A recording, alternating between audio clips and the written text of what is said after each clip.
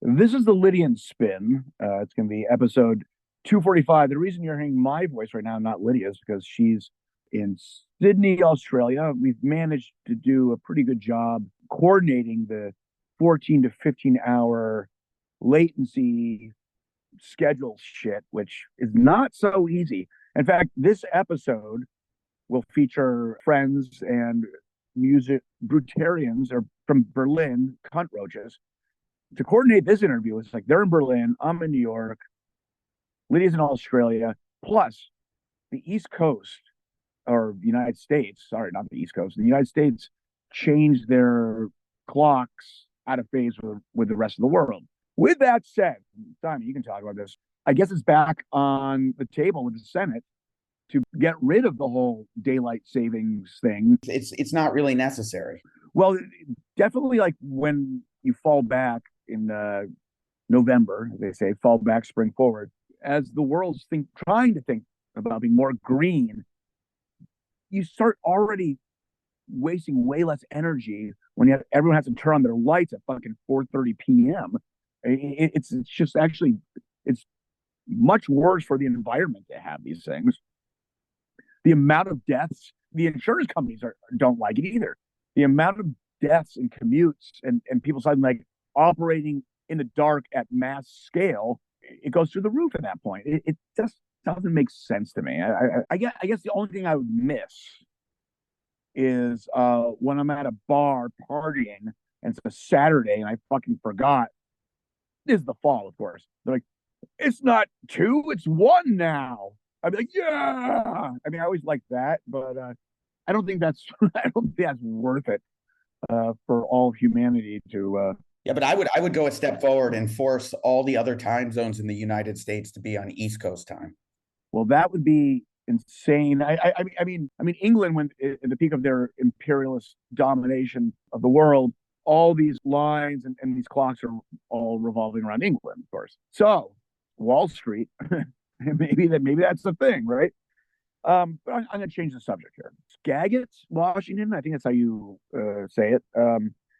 Mysterious sounds, not just mysterious sounds, explosions, like sonic boom explosions keep on happening, and no one knows why. It must be some military shit because everyone's calling up. In fact, the government even said, here's a phone number, call up if you have any tips, any leads, but they're being detected on all types of measuring tools, geological ones, Richter scales. Even they don't know what's going on. It's not earthquakes. They don't know what the fuck it is. That's happening right now. We'll see what happens with that. I don't know what you would think if you heard a sonic boom constantly. I mean, people don't like the car with the subwoofers cranking low frequencies around them, but basically a explosion sound constantly. People aren't really into it. Another story: 750-pound alligator was taken out of this man. What's his name? The alligator's name is Albert. Is in Hamburg, New York. 35 years ago, this guy illegally bought it in Ohio, but then he got the papers to make it legal. Well, the thing got fucking huge, 11 feet and 700 fucking pounds. But the problem is this guy's become elderly, and reptiles can live a long fucking time, especially the big ones. And basically, he spent $150,000 on this house pool for Albert. He claims he brushes his teeth. I mean, he's never been mauled by it. But the guy, the owner, he has spinal issues. He's in a wheelchair. He's blind now. And he never really renewed his papers. And then basically the wildlife games, whatever regulatory committee came and they took Albert away. Albert actually has a internet cult following. So now there's a wave, about not huge, like 150,000 people like save Albert and all this stuff. And this guy who's blind, he's like crying, he's like, love Albert. Like that's basically his wife was this alligator, his 11-foot alligator. Never mauled him, but it's been taken away, and now there's a whole campaign, a whole petition to somehow save Albert.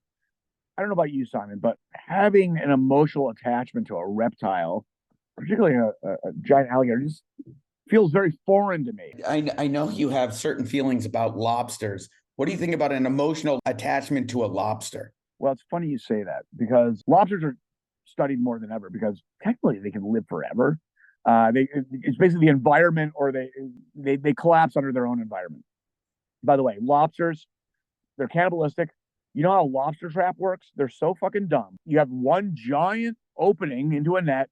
You have a little other opening on the other side for the little ones that can escape.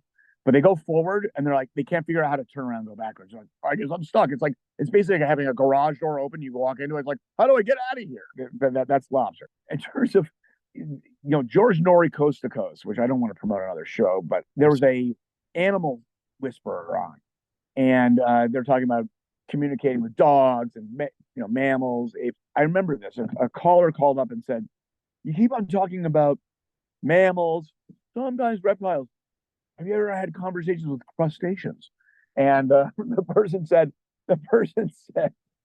"It's funny you bring this up. I just had one of the most intelligent conversations I've ever had in my whole life with a lobster." Now, I mean, as far as I know, lobsters literally don't think. I mean, they definitely don't know the fucking alphabet. I mean, but they arguably are maybe more adaptable than human beings. So that's to be determined. The lobster was the root to the first union labor rights laws passed in America. The servants of Maine they unionized and created a law that they weren't allowed to be fed lobsters more than 6 times a week. I thought it was the prisoners. Maybe prisoners too, but it was also but it was a union law. The prisoners were definitely fed them. That's actually correct, but they couldn't unionize their prisoners. It was actually the servants in Maine that did that. And it wasn't until later that fancy restaurant chefs from Boston and New York were kind of like, oh, exotic foods, found foods. And that's what kind of made the lobster this fancy food. All I can say is I love lobster. Eating it more than 3 times a week would be kind of disgusting. I wouldn't really want to eat it once a week. Yeah. That's a little much. I mean, that's gross. Like once a couple months is fine. Or a big misconception of lobsters. The bigger the lobster, the less succulent the meat is. Not true. Definitely statistically a higher chance because they shed their shells less frequently. And so the rate at which they shed is kind of relative to how tough it's going to be. You can get a fucking 10-pound lobster, which, those are always ridiculous. That is actually pretty succulent. It's maybe a shedder. You can peel it without a fucking cracker tool. Anyhow, I digressed again. Sorry, Lydia Lunch, not speaking in the intro because she's in Sydney right now, but I will introduce Cuntroaches from Berlin, but also from Sweden, also from Canada. They're kind of the classic New Berlin hang, which is international artists, rogue types. As the t-shirt says, Berlin, if you can't make it there, you can't make it anywhere. Well, they're making it there. And they're a great band, great musicians. Episode 245, The Lydian Spin. This is Tim Dahl and in spirit, Lydia Lunch.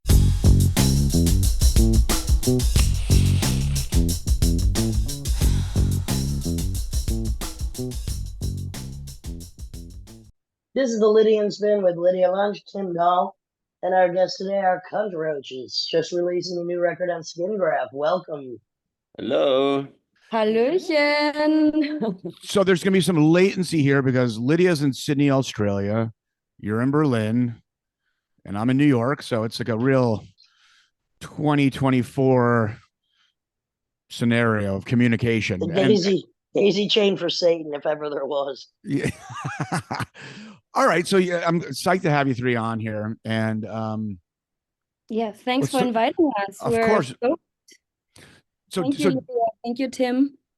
Not a problem. Thank you. So, of course, David and Lydia met when Battaglia, which 2 of you were both in, David was in it longer, opened up for Lydia Lunch's Retrovirus.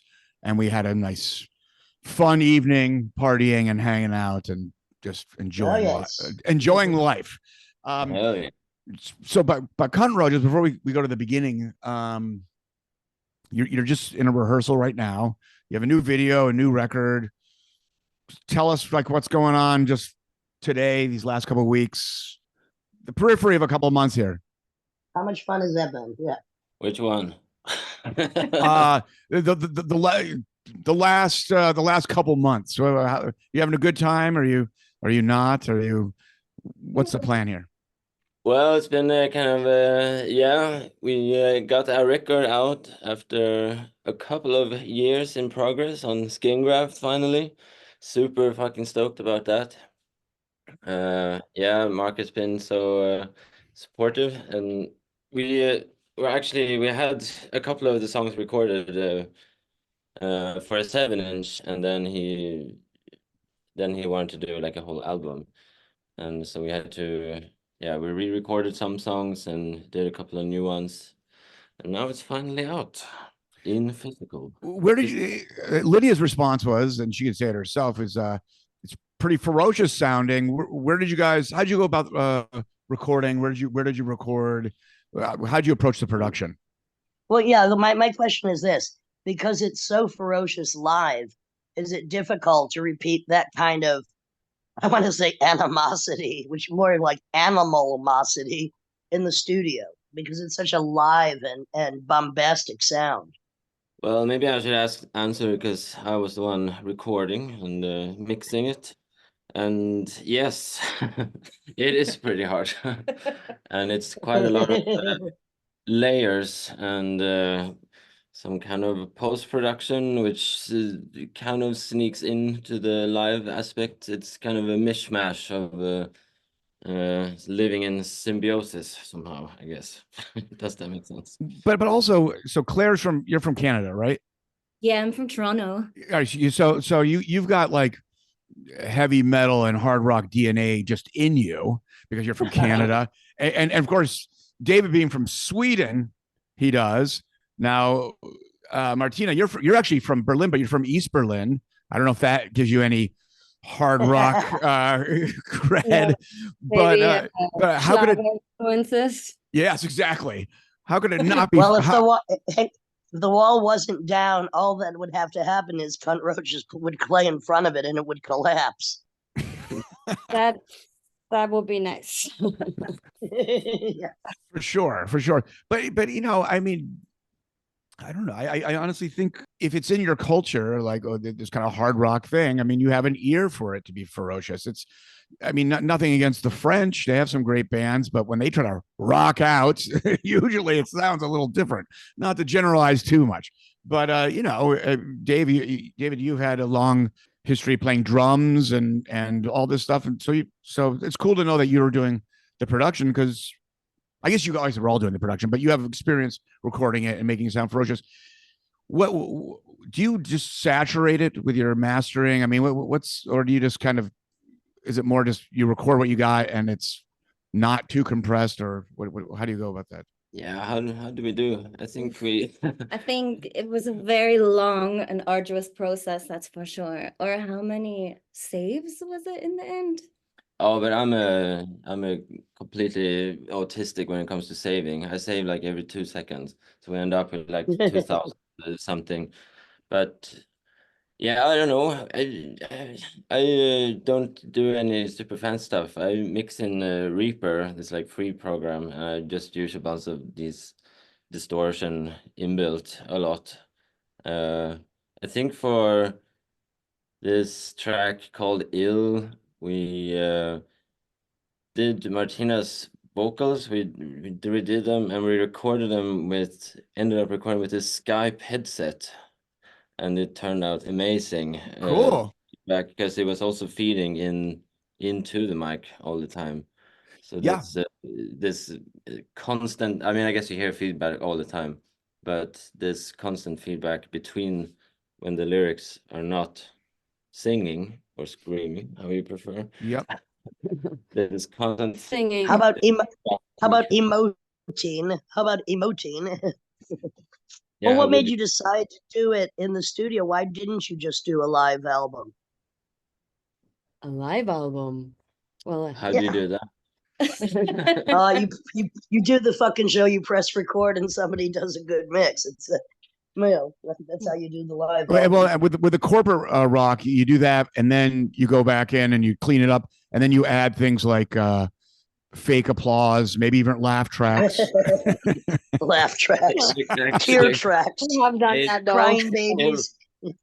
I mean, Tim, we're actually on the recording where we are. Yes. That That will come out. But it's kind of funny going back to the whole headphone feedback thing, because you're doing your own call and response, but it's feedback. It's this inanimate object. Like you come out with your lines and as a response every time. I think that's pretty funny. I like that you guys did that. Yeah. I mean, I grew up as a single child, you know, and I only had a mirror in my room, and I always played with that mirror. So maybe I always looked at myself and played with myself. Nice. Now we're talking. Now I'm talking to myself. Well, you know, sometimes there's more voices in our own head than there are in the room around us. So I understand completely what you're saying. That is actually true. Yes. So, I mean, but you're also this kind of new Berlin product. You guys are from all over the world. And I know, Martina, you're originally into acting, and then, right? And then I don't know, you probably still are, but then you met friends and you got into music. Claire, when you moved to Berlin, were you already in bands growing up, or do you just start rolling with people and you're like, I want to do this? I actually was a visual artist. Okay. And I was hired to do some mural paintings for an artist in Berlin. I didn't have like any plans to actually end up here, but then met someone while I was here. Ooh. Was ready to leave Toronto, thought I might move to New York, then thought, Berlin, what's the difference? When I got here, realized how different that was. And I think we broke up maybe less than 6 months after the fact, but I didn't want to run back to Toronto with my tail between my legs, and just kind of avoided the queer scene and just started going to gigs and concerts and met these guys. And Martina was the one who just proposed starting a band together.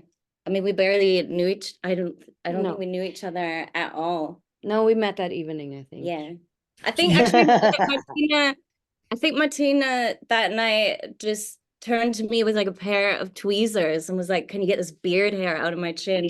And that was like our first conversation. So I was obliged. So you pluck. Well, wait a second. I want to focus on the beard hair for a minute, because anybody that doesn't, and when we get an occasional stray hair that could be 6 inches out of our chin or cheek, no idea how it got there. You better have a pair of tweezers occasionally. You don't even need tweezers for that length. No, then you just pull it out with your finger. You wrap it around your pinky. You don't even need fingers for that length. But just chew it off. Yeah, exactly. I mean, do you pluck and groom at like bars late at night? I mean, I know one of my pet peeves is in the New York subway when someone has the nail clippers. Is like, why are you doing this here? Like, yikes. The waiter did that when we went to they have a restaurant here in the rehearsing room building, and last time we ate there, the waiter sat and clipped their nails when we were sitting and eating. You know, I believe it. You know, Dave, it's funny you bring it up, because I had this conversation last night. This has happened to me fucking twice. Not to gross everyone out here. Hold on, no, hold on. But I don't know how it happened. I think I was like 18 with my friends, and we're like stoned or something and just acting like a bunch of assholes, and someone showed up with a bunch of fucking McDonald's cheeseburgers, like, hey guys, like, do you want some? And I never do this with food, but some intuition, I decided to open it before I took a bite. Oh no, there was a Band-Aid in it. I was like, and then years later, there's actually a great Turkish restaurant from where I was living. Really good. I love them. And it wasn't their fault, but I had the classic cucumber and tomato and feta salad. The person's like, here it is. Like the waiter is also the chef. It's like a little stand. And there was a Band-Aid on top. And I was like, excuse me. And he's like, oh my God. Like, you know, he probably cut his finger working and just fell off. But I was like, he was freaking out. Fortunately, it wasn't in the middle, you know, so I didn't like take a bite. But it's happened to me twice. Like Band-Aids in food want to attack me. You're a Band-Aid magnet. Tim, I think it's a sign from the universe that occasionally you need to have your mouth duct taped shut. Correct. Sorry, right. I had to put that in there because it's true. Because I've said the word duct tape to Tim many times when I want him to just tie it up, Timmy. Well, you know, whatever it takes. I'm gonna have a loose Band-Aid when I invite you over to dinner next time, just in case you get a little rowdy, Tim. You know, that'd be funny, like a little Band-Aid like vertically on my lips, so there's like kind of like a Hitler mustache above and below, but it's a Band-Aid.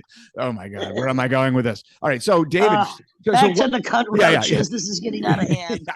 David, so I assume you were in bands before you moved to Berlin, because you were kind of, when I met you when you were a duo with Battaglia, I assume you had been playing drums for a while, maybe because you were kind of killing it, or maybe not. I don't know. Oh, I think when we were a duo, yeah, then we've been around for a while. I mean, Batal, yeah, I was in a bunch of bands, but nothing really super worth mentioning. I guess can mention I was in Alarma Man, which is a pretty sick band that I joined just as a live member from Gothenburg. But I mean, Batal was always the main project, kind of the little what do you call it? Little love child. Can you say that? That's your little baby. Yeah, the love child. Absolutely, you can. I mean, so did wait a minute. Gothenburg has, I mean, there's been some incredible music coming out of that scene. Now I'm just thinking back to Union Carbide and how they were able to get such a like Stooges sound with that equipment living so far away. But there's, you know, it's very ripe in that part of the world to have really intense music, and it's just as a rebellion against the placidity of the whole place. So it makes sense that something ferocious is going to come out of a place like Sweden. Well, and Swedish death metal, metal is a whole. I there's a little bold. I might prefer Swedish death metal over Norwegian's black metal. Oh boy. Oh shit. Boy. I might. I don't know. All right, I want to go back to this question. So you gals met one night. That's it. What made you decide? All right, I'm going to pick up this instrument. I'm going to pick up that instrument. And then how long did it take you to actually, you know, become the ferocious beast that you are? How long ago did that start? Did that coupling begin musically? Alcohol helps. I mean, I think the beard hair night. Yeah, I think after some hours, there was another person with us, and Martina said, as we were parting ways, hey, do you want to start a band? We'll call ourselves the Cuntroaches. They lived for 5 weeks without their heads. And I said, yes, I will play drums, which I always wanted to play. I mean, I think there was like a school band, and I was always trying to get the drums, and I only got them in the last year of elementary school, and I had to split them with 2 other people, and it was really boring. So I then decided maybe that was not for me. But this time around, yeah, I think you started the group chat the next day, like, hey, I have a rehearsal space organized. Wow. And then I went and bought a drum kit off some like rich kid in the suburbs that you helped me pick up, but you weren't in the band. Yeah. Then you guys started first. Yeah, and then we had another bassist, but then we just went really hard, and we were too intense, and she had to leave. No, we were like in the zone. We were really like, we had a super romantic military style goal. It was the high time of summer, and we had this super tiny windowless room. We were hotboxing ourselves, rehearsing in our underwear, writing the first demo. And yeah, we were just taking it really, really serious. And I think for the other person, that was a little bit too serious. Well, I mean, I feel that when you want to be so far out, you have to have almost a militaristic ability to nail it the way you want it to be. And that's going to take a lot of rehearsal in your underwear or not in a hot box. It was a very romantic time. It was a summer well spent indoors, locked away. And then I think it was in September, after the high time of summer, that David... but we were duo for... Yeah, we were duo for quite some months, or 4 months or something. And then David came along. We were all... we have like 3 rooms, and there's this rehearsing room complex of like 200 rooms or something. And I was rehearsing with some other band, and I was always swing coming by, listening to what you guys were doing. I was so intrigued with some weird stuff going on. Like, you put like a mic into the kick through like a bunch of guitar pedals, and it all sounded insane, but like really, really nice. We should. And then my dad gave me, for whatever reason, gave me a Fender Jazz bass, and then I really wanted to play bass in some band. Yeah, but it was your birthday party. Oh, Yeah, David was like, I really want you to play my birthday party. How about I come and put some bass lines to your song? Ah, And we play, and then that was our first show. It was 11 minutes long. was that innocent, or was that or was that clever and manipulative? Like, you're not gonna turn David down. It's his birthday. Like, hey, it's my birthday. Can I like play a couple songs? Yeah. Let me. Yeah, true that. Well pointed out. But also, David gave birth on stage. So It was a Halloween party. he went into labor, and then he gave birth to a tiny version of himself. I was working as a pregnant woman, and yeah, we had like a bag, plastic bag, and as a belly. Inside was a little baby, and instead of fake blood, we got beet juice, and I managed to like stage dive during this process as well. Oh, well, I mean, my basement still smells like this fucking rotten beetroot. I don't even know what rotten beets smell like, but because they're so sweet and sugar, I can imagine it's kind of fermented smelling. I don't know. I want to go back to the 11-minute set. I mean, my first band, Teenage Jesus, we were notorious for 7 to 13-minute sets.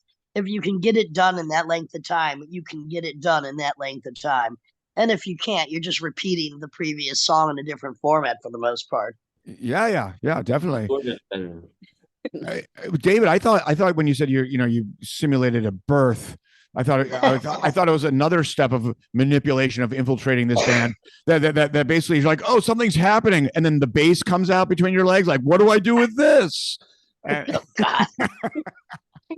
and then you start playing the songs, and it's 11 minutes because you're like the other two are like, no, stop. Anyhow, so how much touring has the band done? I mean, quite a bit. Well, our second show was actually going on tour. Nice. We got on a bus and we went and met Batali in France. Oh yeah. And Brussels? Maybe. No, Lille, I think. No, I think it was Amiens, no? The second show. Second show. I think so. Or was it Paris? And how long were you rehearsing before that? I mean, how long were you in the hot box in your panties before you took to the stage for the first time? 6 months. Great. 8 months? Yeah, 6. Whoa. At least. Half a year. Yeah, it's pretty good, I have to say. That's an endangered process because I don't know many bands that can even stay together that long before their first show. At this point. Yeah, exactly. What year was that? What year was that? 2015? Yeah, 15. Okay. All right. Yeah. So we're celebrating our 10-year anniversary next year. It is pretty wild to think about now in retrospect. Or we went on tour to the UK, and I think the amount of shows we played on the UK was less. Or no, yeah, we played less shows than what the tour was before. The tour was like 15 shows, and I think we had not played 15 shows up until that point. Oh, right. One show. But you were ready. After 6 or 8 months in a hot box in your panties, you got to be ready to rock. Yeah, we were a little bit crazy at that time. Oh, really? Just a little. I think the most impressive part is like picking up an instrument from scratch and then in eight months going on tour. I mean, it's pretty good. I understand. Yeah. I'm very impressed.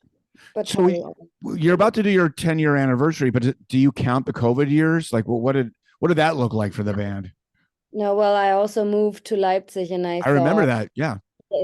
I spent 3 years in Leipzig, and I think that put the band on hold a little bit, or pretty much on hold, and I think we're still kind of picking up from that. It's been 2 years since I've been back to Berlin now, and I think, yeah, I mean, it's just now that we've been able to release the album the way we wanted to, and yeah, I mean, we're still. And it doesn't matter how long it takes, as long as you get it the way you want it, whether it's a book, a painting, an album, a band, a movie, however long it takes, if it's 2 days, 2 years, or 10 years, when you get it to where you want it, that's when you release it. And then that's the way it is, Yeah, for sure.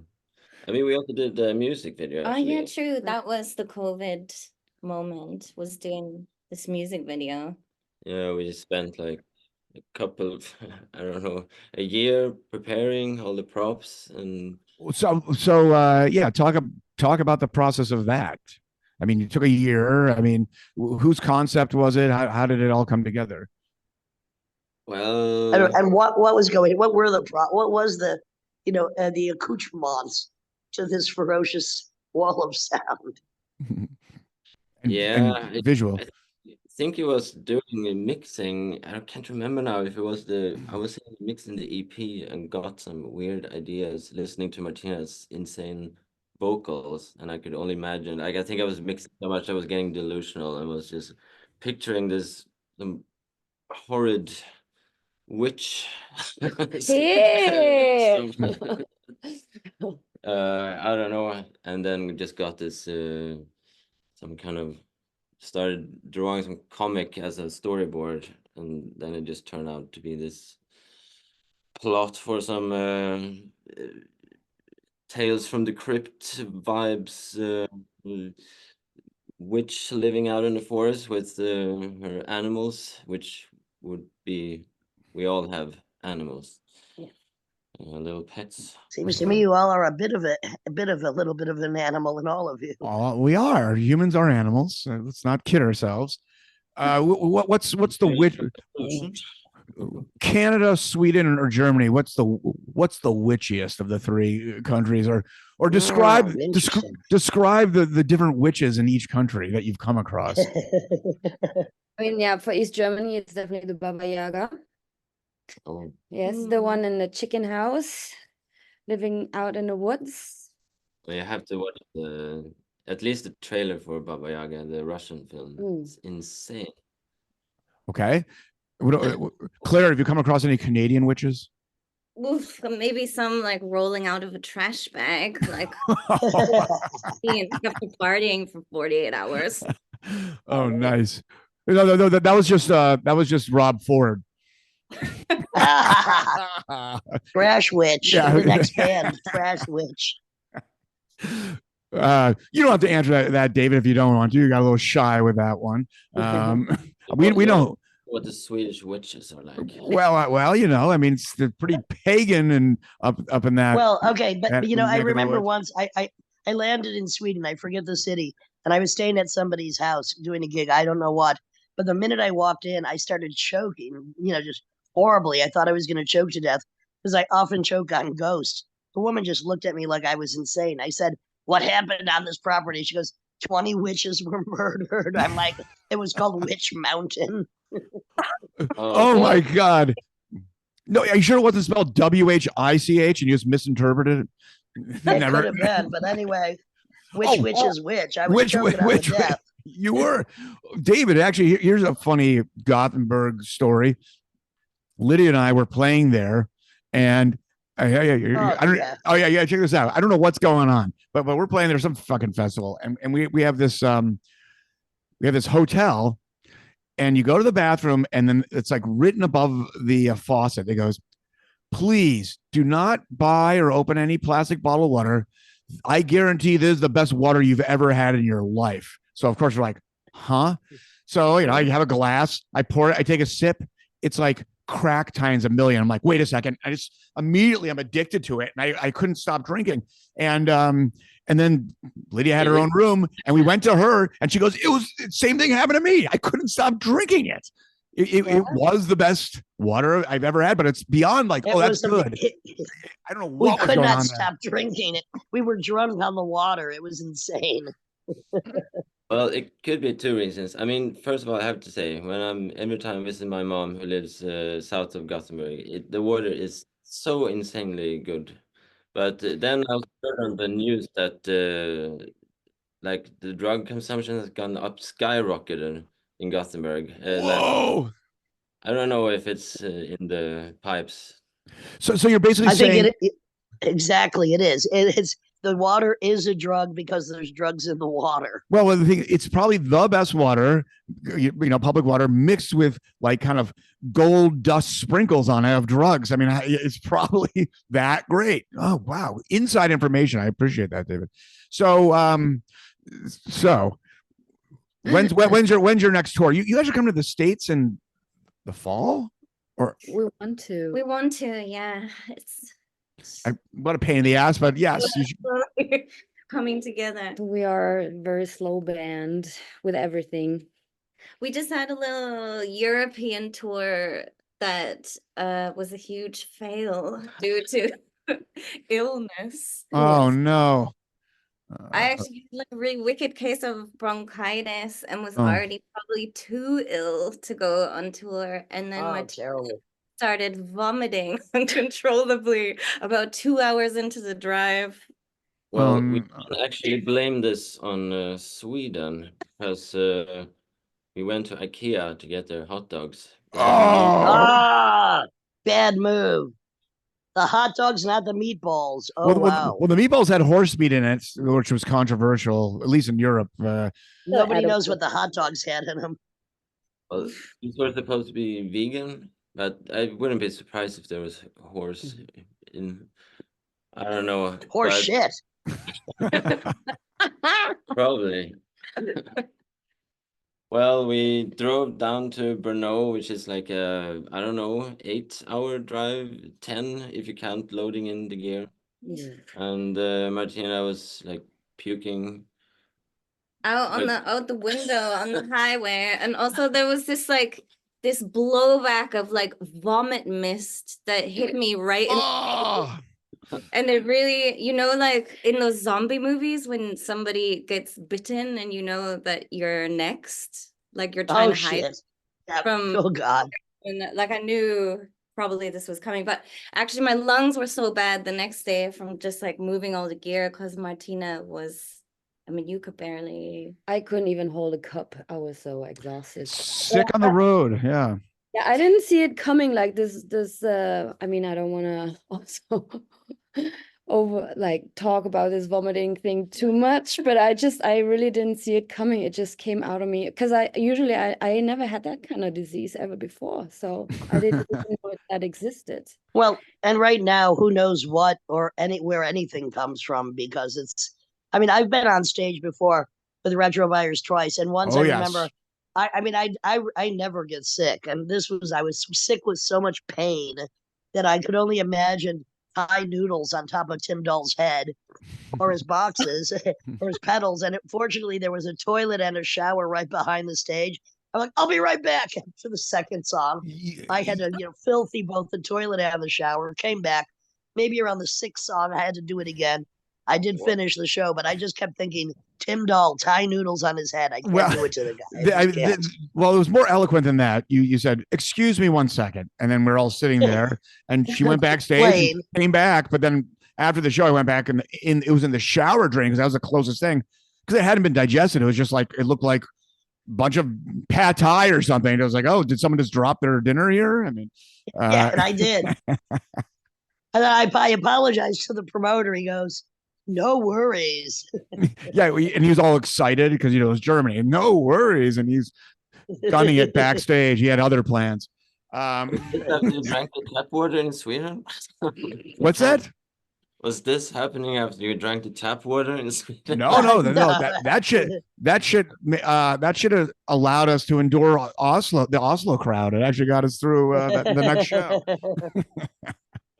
There's nothing worse than being sick on tour. It's just the worst. No. It's so horrible. I mean, it's only happened to me a couple of times, but it's the worst thing possible. There's no relief. We're hoping we have better luck health for the UK, where we're headed on April 3rd. Well, Like, their food. Don't eat the hot dogs. Yeah, yeah. Maybe just don't eat their food. Don't eat their food at all. Like here. No, it wasn't a hot dogs. I caught it somewhere else. Yeah, probably. So the question is, how's it working if you I don't know, Claire, I don't know if you probably don't, but for EU citizens now going into England since Brexit, I mean, United States, we always had to get all the paperwork for England anyways, but now how I guess before the EU was like that, but you were touring during that, just the whole thing where you could just go in and out and it's super easy. Is it a pain in the ass now? What's that experience like? I mean, yeah, for me, this is the very, or also for David, for you as well. Very first time entering the UK after Brexit was incepted. So yeah, I'm really curious because I also used to live in London, so that wouldn't be possible now anymore. So it's, yeah, interesting to see how things have changed, and I have no idea how we're going to get in there. Well, who's ever booking the tour? You better ask who's ever booking the tour to sort that out as soon as possible. But Claire. I have a UK passport actually through my mom. So I'm the pack mule, basically. It's gonna work. Hopefully no one listens to this podcast. They're not going to sift through it. They'll see like. We'd send it straight to the UK government. Oh yeah. Well, Lydia's pretty good with that. She sizes up whoever the border patrol is in general, and well, turns out they're like usually in their submissive to me. Yeah, late 50s, early 60s, and she starts talking about 70s glam rock, and they just like clockwork open up to her. Well, I usually like to ask them, are they hiding their platforms from their wife? Does their wife know they used to have a Naughty Holder haircut? I mean, I just find a way, and it's never a problem. Trust the witch. Oh yeah, of course. So, all right, you're going to the UK, and then I don't know. Then you're going to do the rest of Europe, or is it just like a short stint? Yeah, it's just 10. I mean, it's pretty long actually for the UK. 10 gigs in a row. In the UK, all in the UK. And Wow. we're touring with Gutter Snipe, and it was kind of built around some new festival in Bristol called Monochrome for ugly music. And it's like a metal noise, amalgamating like metal and noise together. And this guy in Bristol basically kind of like built the festival around us and Gutter Snipe. Cool. Wonderful. And when's that? That's on April 6th. So it's kind of, at the beginning. Very soon. Yeah. All right. When you travel on tour, do you usually just drive in a small car, a van? I mean, how much stuff do you have to cart around? Yeah, I think we can travel fairly light these days. But I mean, yeah, it's usually some kind of van. I mean, so much better than flying. So much better than flying. Oh, fuck that. It's terrible. No, we hate it. Yeah. Well, I just flew, 20 hours to get to Australia a few days ago, but that's worth it because once here, you're here. So, but yeah, flight better to drive than, airports are the worst situation possible. Or as a rat bastard says, commercial airlines are the new bus. As the class of I gets greater and the rich are flying private jets, everyone else it's just like the cheap bus. It's like, I mean, right now the United States is insane. Like people are attacking each other, engines are on fire. I don't know what's going on with commercial airlines. Doors are opening, rushing the cockpit. It's really insane. But things are pretty turbulent over here, so that's it's coming out in different ways, well, over here as well. Yeah, yes, of course. Yeah. It's good times. Any music or bands that are stimulating you guys on the Berlin scene, or maybe not even just you're listening to? Nothing. Nice. Cool answer. Why not? This interview is on fire. Whatever it takes. I know there's a band in the UK I'll recommend, and they're called Tina Kit, and they're out of Brighton and Tina Kit, and I'm going to send them to your shows. They're out of London and Brighton, and they're one of the totally different kind of music, but it's very post-birthday party, very violent. A couple of horns occasionally come out, but it's, they're suited and booted, hot young guys making a hell of a racket, rock but beyond. And I have to recommend them because there's someone that recently played with my Suicide tribute, and they're coming up. So I mean, you just gotta occasionally keep your ears open and your and the vomit bag nearby just in case. Yeah. Always great. keep that in the back pocket. Yeah, of course. Nice one, Dave. Martina, if you're a couple of years ago, you were considering moving to Los Angeles. Is that consideration in your back pocket or gone? Yeah, I had some ideas of moving around. I was born in Berlin, or very close to Berlin, and basically spent my entire life here. So I was thinking of moving around a little bit. But I think moving to the US is probably a bit too, I don't know how to afford that or how to do that at all. I think maybe Europe is the place to be for me. Yeah, maybe. It's very difficult. I mean, I'm a nomad too. I love to move all the time, but yeah, it's very difficult to traverse from America to Europe or Europe to America if you want to put it. I think about Germany is, for a while at least, so many Americans and people from other countries, it was very easy to just go and live there, like nobody cared. Now it's a lot stricter. Now a lot of bands can't even get into America to play, much less try to stay there for any amount of time, because the new fascism is everywhere. Yeah, there's so many friends who's trying to go over and play, and or maybe they're not even there to play or do anything, like, but they get like held in border, interrogated for 4 hours. Stupid. David, I get interrogated coming back. I'm an American citizen. I've been interrogated. I'm like, what the fuck's this about?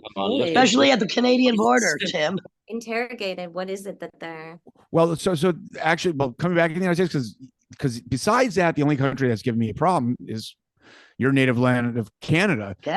And I think I don't want to go too far into it. Now that's changed. Lydia actually helped me change that, and it's been fine since. Well, that was my customs witchery. Yeah, because I always had to warn the band members, like, hey, we're going to Canada. Just to let you know, we have to add an hour because they're going to hold me. I always get in, and I always did, but they're going to. I think because of the band name Child Abuse. I think there was one.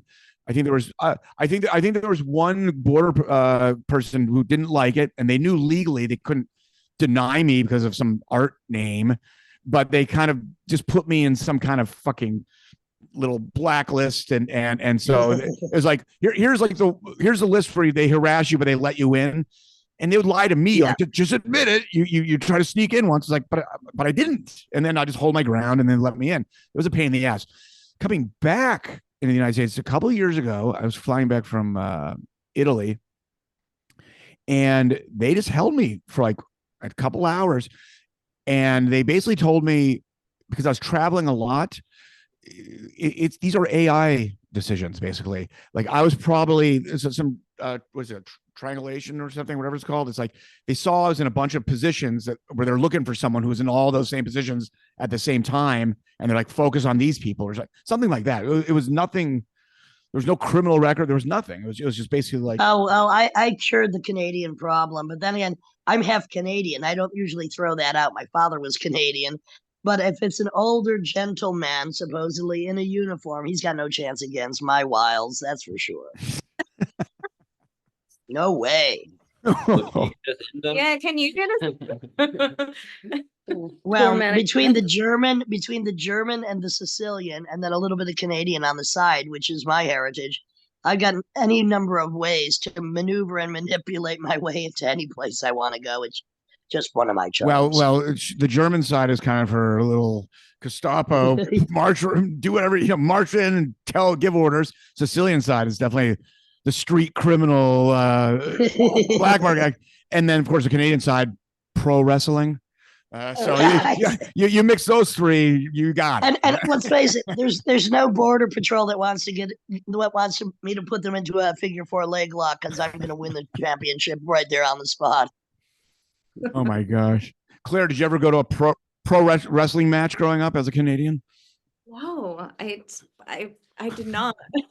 Oh, shucks. Well, Yeah, there's I- still time. There's still Out. time. There's still time. Anyway, look, we hope that you have a really good time on the coming tour. The album is absolutely outrageously ferocious. I love it when ladies are not afraid to be ugly in the extreme. Being ugly Can't myself do as often anything as about possible. it, really. Well, Wow. yeah, you can only promote what you are. You can only be the best and worst at what you do. So good luck with the new album on Skin Graft, which is just out, and the upcoming tours. And the thank video, you so yes. much for being on the Lydian Spin with Lydia Lunch, Tim Dahl, and Cuntroaches. Watch out, they're coming to your town. And by the way, what's weird is on the balcony where I'm staying at an Airbnb in Sydney, as I went out to have a cup of coffee before this interview, there was a giant fucking roach on its back. One of the water bugs. I'm like, yeah, time for cunt roaches. No biggie. Oh, nice. Foreshadowing. Yo, big time. Thanks for doing it and doing it at this hour. I know for everyone. Thanks for doing it at this hour. Yeah, we're all Yeah. And I'll send your schedule to some of my friends in the UK, and I hope you have a great time destroying modern music as we know it and building it into something extremely black and witchy. Thank you very much. Hell yeah. Thank you for having us. Thank you. For sure. For sure. See you soon. I'll be in Berlin over the summer. I'll see you soon. Take care.